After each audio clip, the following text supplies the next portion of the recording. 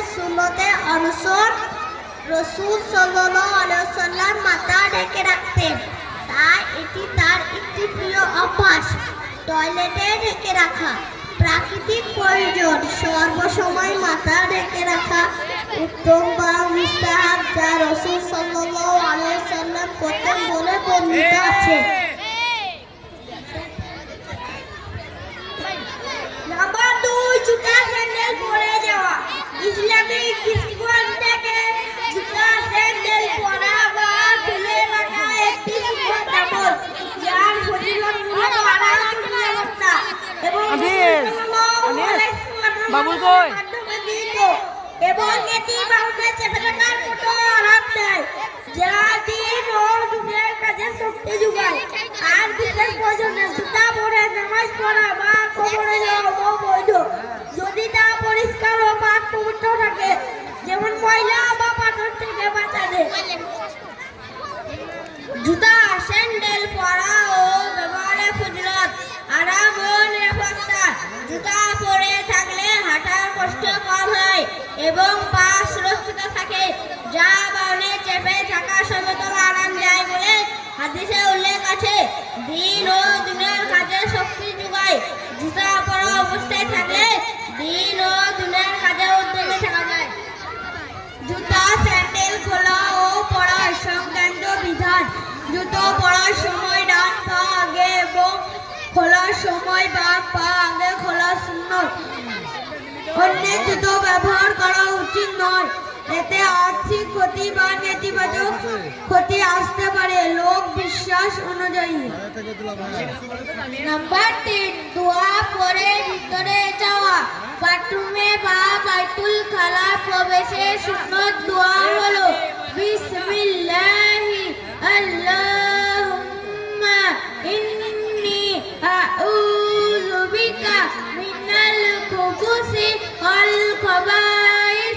অর্থ, হে আল্লাহ, আমি আপনার কাছে অপবিত্র নারী পুরুষ জিন সমূহ থেকে আপনার আশ্রয় প্রার্থনা করছি। প্রবেশের দোয়ার ফজিলত হলো, এই দোয়া পাঠ করলে দুষ্ট জিন বা শয়তানের বন্যজোর ও অনিষ্টতা থেকে রক্ষা পাওয়া যায়। এটি একটি সুন্নতি আমল, যা রাসূল সাল্লাল্লাহু আলাইহি ওয়াসাল্লাম নিজেও করতেন এবং উম্মতকেও শিখিয়েছেন। নাম্বার 4, প্রথমে বাম পা ভিতরে রাখা। যে কোনো সম্মানজনক এবং ভালো কাজে রাসূল সাল্লাল্লাহু আলাইহি ওয়াসাল্লাম ডান হাত ও ডান পা এবং ছোট কাজে বাম হাত ও বাম পা ব্যবহার করতেন। আবু দাউদ হাদিস নাম্বার 32, সাহিহুল জামে হাদিস নাম্বার 4912। যেমন উজু, গোসল, লেনদেন, খাবার গ্রহণ ও মুসাফা, মসজিদে প্রবেশ ইত্যাদি ক্ষেত্রে ডান হাত ও ডান পা ব্যবহার করা এবং ইসেঞ্জা নাক পরিষ্কার করা, হাই দমন, লজ্জাস্থানে স্পর্শ, মসজিদ থেকে বের হওয়ার ইত্যাদি ক্ষেত্রে বাম হাত ও বাম পা ব্যবহার করতেন। রাসূল সাল্লাল্লাহু আলাইহি ওয়াসাল্লামের উপরোক্ত কর্মসমূহের ভিত্তিতে বিদ্বানগণ বাথরুমে প্রবেশের সময় বাম পা এবং বের হওয়ার সময় ডান পা ব্যবহার করাকে মুস্তাহাব বলেছেন। নববী আল মাজমু 1384, ইবনুল তাসমিয়া মাজউল ফাতওয়া 21100। কিবলার দিকে মুখ অথবা পিঠ করে নামাজ বসা। বাইতুল খালা বা টয়লেট ব্যবহারের সময় কিবলামুখী বা কিবলাভিমুখী হয়ে বসা সুন্নাত নয়, বরং তা নিষেধ, হারাম এবং এতে গুনাহ হয়। এই ফজিলত হলো কিবলাকে সম্মান দেখানো, আর এতে গুনাহ মাফ হয় ও নেকি লেখা হয়।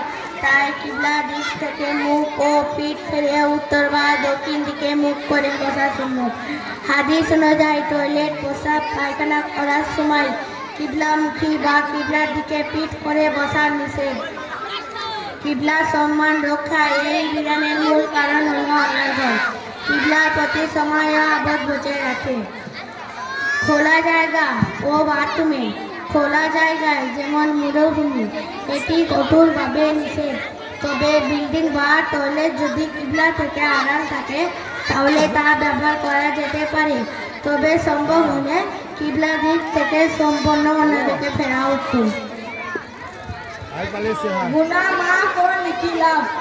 যে ব্যক্তি কিবলাকে সম্মান জানিয়ে এই সুন্নতের উপর আমল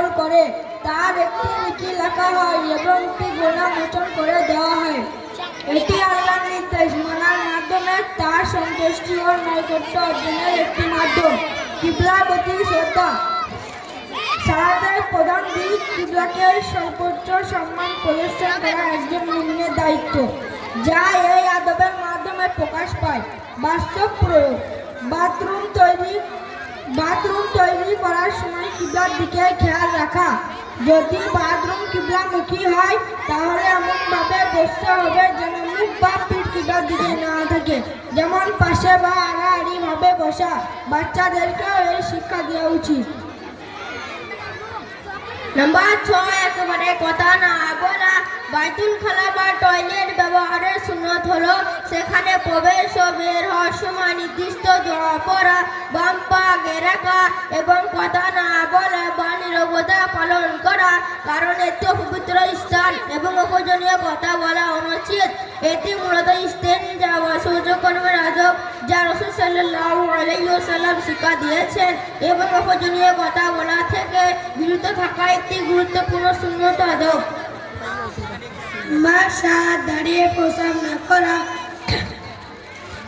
প্রসাব না করার মূল কারণগুলি হলো স্বাস্থ্যগত ঝুঁকি, যেমন মূত্রথলিতে পাথর, প্রসাব পুরোপুরি না হওয়া ও কিডনির সমস্যা, এবং ধর্মীয় দৃষ্টিকোণ প্রসাবের চিন্তা থেকে বাঁচতে উৎসাহিত করে। বসে প্রসাব করলে শরীর শান্ত হয়, পেটের পেশিতে চাপ পড়ে এবং প্রসাব ভালোভাবে বেরিয়ে যেতে সাহায্য করে।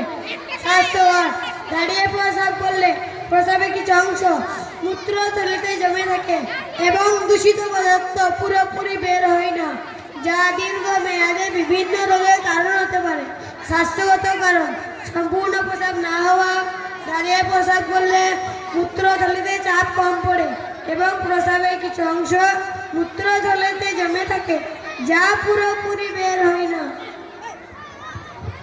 স্বাস্থ্যকর আর কিছু কথা: মূত্রথলি ও কিডনির সমস্যা, জমে থাকা প্রসাব মূত্রথলিতে ক্ষতিকর পাথর বা সংক্রমণ ইউটিআই সৃষ্টি করতে পারে এবং দীর্ঘমেয়াদে কিডনির রোগ ও ডায়াবেটিসের ঝুঁকি বাড়ায়।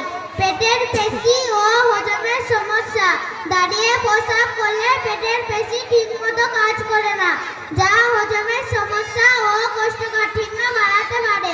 অস্বস্তি ও চাপ: শরীরের দূষিত বায়ু মলদ্বার দিয়ে বের হতে না পেরে ওপরের দিকে উঠে যায়, যা অস্বস্তির কারণ হয় এবং রক্তচাপ ও হৃদয় স্পন্দন বাড়ায়।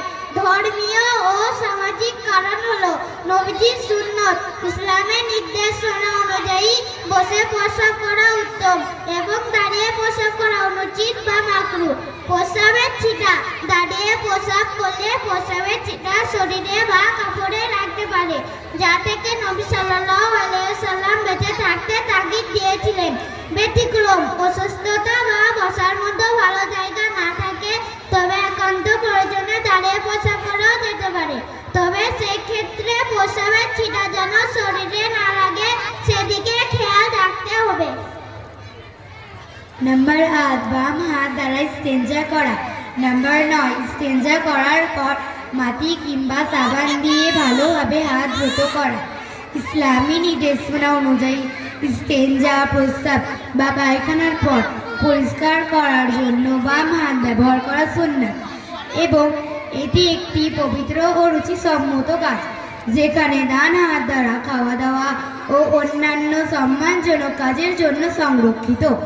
ইস্তেঞ্জার সময় বাম হাতের আঙ্গুল ব্যবহার করে নাপাক স্থান ধোয়া হয় এবং শেষে ডান হাত ও বাম হাত ভালোভাবে সাবান বা পানি দিয়ে পরিষ্কার করা জরুরি। মূল বিষয়: ডান হাত খাওয়া, পান করা, লেনদেন এবং সম্মানজনক কাজের জন্য, আর বাম হাত পবিত্রতা অর্জন, অপবিত্র জিনিস পরিষ্কার করা, যেমন ইস্তেঞ্জা এবং ঘৃণ কাজের জন্য। যদি বাম হাত অক্ষম হয় তবে ডান হাত ব্যবহার করা যেতে পারে, তবে উভয় হাতই পরে ভালোভাবে পরিষ্কার করা জরুরি। নাম্বার 10, ডান পা দিয়ে বাইরে আসা। নাম্বার 11, বাইরে আসার পর দোয়া পড়া। বাইতুল খালা বা প্রসাব খানা থেকে বের হওয়ার সময় ডান পা দিয়ে বের হওয়া সুন্নাত আর ডান পা আগে বাড়ানো হয়। ঘরে বা মসজিদে ঢোকার সময় এটি নবী সাল্লাল্লাহু আলাইহি সাল্লাম এর সুন্নাত, যা বরকত ও সুখ বেঁধে দেয়। কারণ ডান দিক থেকে ভালো কাজ শুরু করা উত্তম, যেমন অজু করা, প্রসাব করা ইত্যাদি। এর ফজিলত হলো একটু শয়তান থেকে রক্ষা করা ও আল্লাহর রহমত আকর্ষণ করা। বাহিরে আসার পর দোয়া পড়া ও ফরাইনাকা আলহামদুলিল্লাহিল্লাযী আযহাবা আন্নিল আযা ওয়া আফানি। অর্থ, হে আল্লাহ, আমি আপনার নিকট উপকারী প্রার্থনা করছি। সমস্ত প্রশংসা সেই মহান আল্লাহ, যিনি আমার থেকে কষ্টদায়ক বস্তুকে দূর করেছেন এবং আমাকে নিষ্কৃতি দান করেছেন। আসসালামু